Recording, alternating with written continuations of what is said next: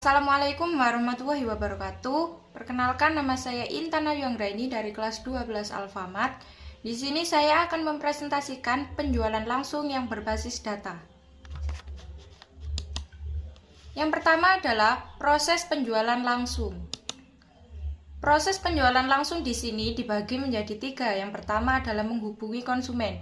Maksud dari poin pertama adalah kita sebagai penjual atau sebagai pengusaha, yang pertama kali kita lakukan adalah harus menghubungi konsumen. Yang kedua adalah menawarkan produk. Setelah kita dapat menghubungi konsumen, kita bisa menawarkan produk apa yang kita jual. Kita dapat mempresentasikan pula produk apa yang kita jual agar konsumen mengerti dan tertarik agar nantinya konsumen dapat memutuskan untuk membeli produk kita. Yang ketiga adalah menerima order dan mengirim produk serta menagih pembayaran. Menerima order di sini adalah konsumen akan memesan produk kepada kita, lalu kita akan mengirim produk tersebut kepada konsumen dan menagih pembayaran atas produk yang dibeli oleh konsumen. Selanjutnya adalah faktor-faktor yang mempengaruhi kegiatan penjualan. Faktor-faktor di sini ada 5 faktor. Yang pertama adalah kondisi dan kemampuan penjual. Yang pertama kali konsumen lihat saat ingin membeli suatu produk adalah kondisi dan kemampuan penjual. Kita sebagai penjual harus memiliki kemampuan untuk menjual produk yang kita tawarkan, dan kita harus dalam kondisi yang sehat, baik, atau tidak cacat. Yang kedua adalah kondisi pasar. Kondisi pasar di sini terbagi menjadi 5. Yang pertama adalah frekuensi pembeliannya. Maksud dari frekuensi pembeliannya di sini adalah apakah konsumen setelah membeli produk yang kita jual akan kembali membeli produk yang kita jual lagi, atau konsumen memilih untuk tidak membeli produk yang kita jual. Yang kedua adalah kelompok pembeli atau segmen pasar. Kita harus menentukan dan harus mengetahui siapa yang akan membeli produk kita nantinya.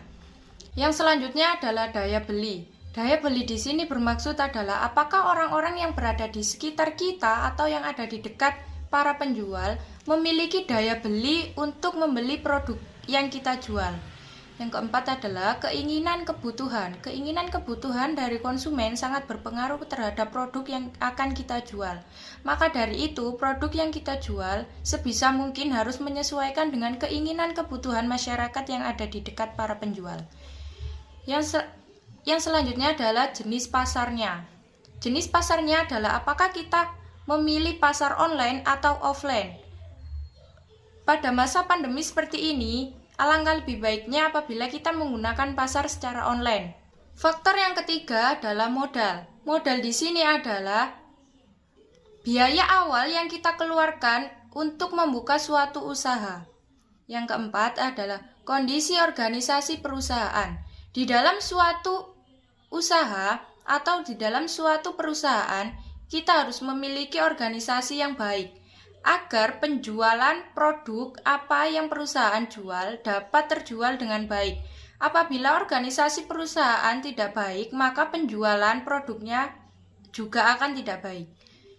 Faktor yang selanjutnya adalah faktor pendukung. Faktor pendukung dibagi menjadi 2. Yang pertama adalah mengiklankan.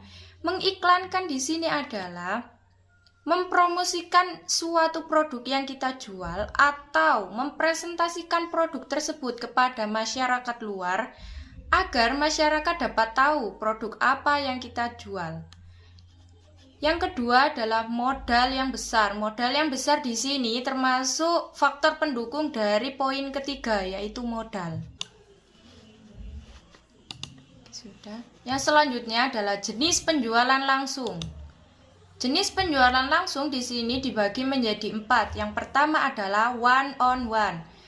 One on one atau penjual sebagai agen atau mandiri dalam menarik pelanggan berdasarkan pendekatan orang ke orang. Di sini penjual sebagai agen. Penjual sebagai agen dan menarik pelanggan berdasarkan pendekatan dari orang ke orang. Yang kedua adalah partipen. Penjual mencari atau menjadi tuan rumah dan mengundang sekelompok orang untuk mendemonstrasikan produk atau biasa disebut dengan sales party. Yang ketiga adalah single level marketing atau program pemasaran berbentuk satu tingkat di mana mitra usaha mendapat komisi dan bonus penjualan yang dilakukan sendiri.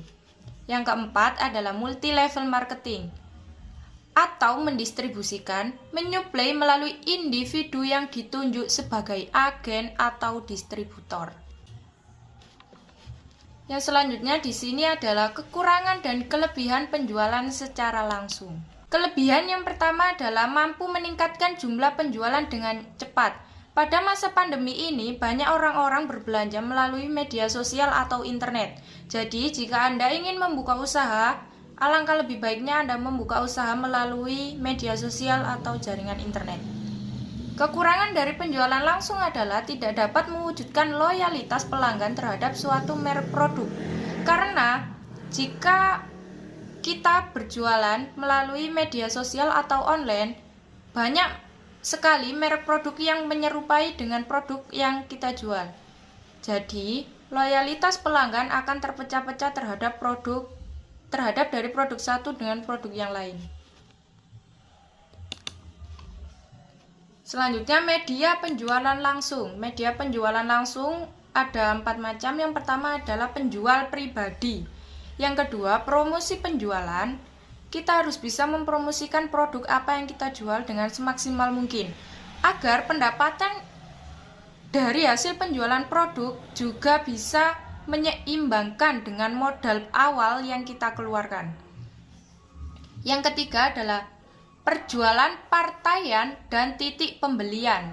Maksud dari perjualan partaian dan titik pembelian ini adalah penjualan partaian merupakan kegiatan untuk menciptakan gambaran merek atau brand image sampai ke tingkat pengecer. Sedangkan titik pembelian adalah kegiatan untuk menampilkan produk di tempat-tempat strategis di sebuah toko dengan tujuan untuk menarik perhatian konsumen, agar konsumen membeli produk kita. Untuk yang selanjutnya adalah bentuk pemasaran langsung.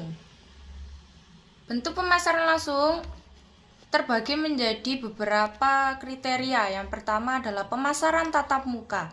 Pemasaran tatap muka merupakan pemasaran yang dilakukan secara tatap muka atau secara langsung, face to face. Yang kedua adalah pemasaran jarak jauh. Pemasaran jarak jauh ini biasanya adalah pemasaran yang digunakan secara online. Karena mereka terhalang oleh jarak, maka dari itu mereka menggunakan pemasaran online. Yang ketiga adalah pemasaran melalui surat langsung. Pemasaran melalui surat langsung adalah konsumen mengirimkan suatu surat kepada penjual atau yang biasa kita sebut dengan surat pesanan. Yang selanjutnya adalah pemasaran melalui katalog. Pemasaran melalui katalog merupakan salah satu metode pemasaran yang kerap dilakukan saat ini. Dengan menawarkan katalog, perusahaan mampu menyajikan informasi yang luas kepada calon pembeli tentang produk yang mereka tawarkan. Di sisi lain, cara ini mampu memangkas biaya agen pemasaran yang cukup memakan biaya besar. Yang selanjutnya adalah pemasaran melalui TV yang menghasilkan tanggapan langsung. Pemasaran melalui TV ini biasanya terdapat pada iklan suatu TV yang dimana ada nomor telepon yang bisa dihubungi oleh penjual dan dapat ditanggapi langsung oleh penjual atau oleh pemasar yang mengiklankan suatu produk. Yang selanjutnya adalah pemasaran melalui kios. Pemasaran melalui kios ini adalah kegiatan yang sering kita jumpai setiap hari. Pemasaran melalui kios atau bisa juga pemasaran melalui toko-toko.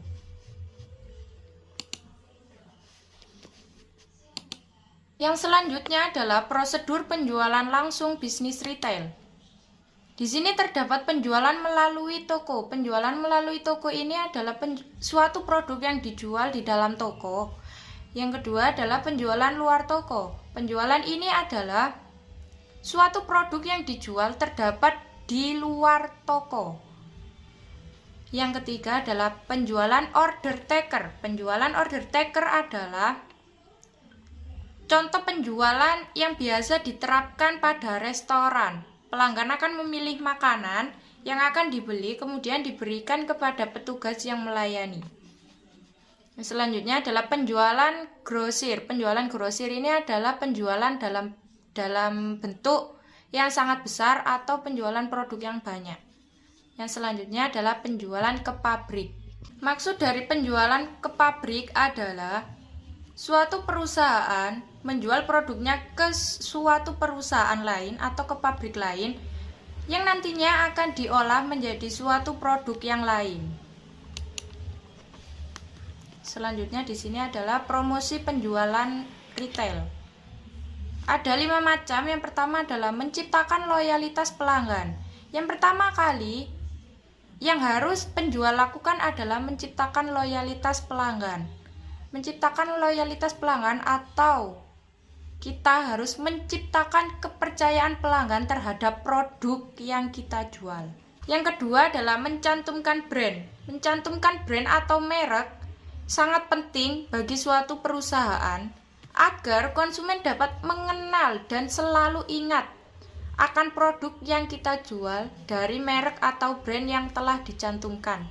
Yang ketiga adalah menentukan target pasar. Sebelum membuka usaha, alangkah lebih baiknya kita harus menentukan target pasar. Siapa yang akan membeli produk kita nantinya, kita harus menentukan dari sebelum kita membuka suatu usaha. Yang keempat adalah memberikan layanan yang prima. Setelah konsumen datang ke toko kita dan telah memilih produk yang kita jual, kita harus memberikan layanan yang prima atau pelayanan yang baik agar konsumen mau datang kembali ke toko kita dan membeli kembali produk yang kita jual. Yang kelima adalah lokasi yang strategis. Lokasi yang strategis sangat menentukan penjualan produk yang kita jual. Apabila lokasi yang kita pilih tidak strategis, maka kemungkinan besar produk yang kita jual juga tidak akan laris terjual. Selanjutnya adalah langkah-langkah dalam penjualan. Langkah-langkah dalam penjualan ada 6 macam. Yang pertama adalah memilih proyek dan menilai. Memilih proyek dan menilai adalah kita harus dapat memilih proyek atau pekerjaan apa yang akan kita jalani dan kita harus dapat menilai apakah proyek tersebut baik atau tidak untuk kita jalankan. Yang kedua adalah prapendekatan. Prapendekatan di sini sama dengan persiapan pendekatan terhadap proyek. Yang ketiga adalah pendekatan. Pendekatan di sini adalah kita melakukan pendekatan kepada proyek tersebut dan mendalami dengan cara menilai produk tersebut. Yang keempat adalah presentasi dan demonstrasi. Di sini kita dapat mempromosikan atau mengiklankan usaha kita agar ramai akan pengunjung yang akan membeli produk kita. Yang selanjutnya adalah mengatasi keberatan. Apabila konsumen merasa ada keberatan atau kita sendiri sebagai penjual merasa ada yang kurang atau masih ada yang keberatan akan suatu hal, kita harus dapat mengatasinya. Kita harus menemukan jalan keluarnya dengan baik. Maksud dari poin ke-6 yang langkah menutup dan tindak lanjut ini adalah suatu proses penjualan yang sangat akhir, yaitu kita menutup penjualan dan konsumen menindaklanjuti atas produk kita. Apakah konsumen ingin membeli atau tidak membeli atas produk kita?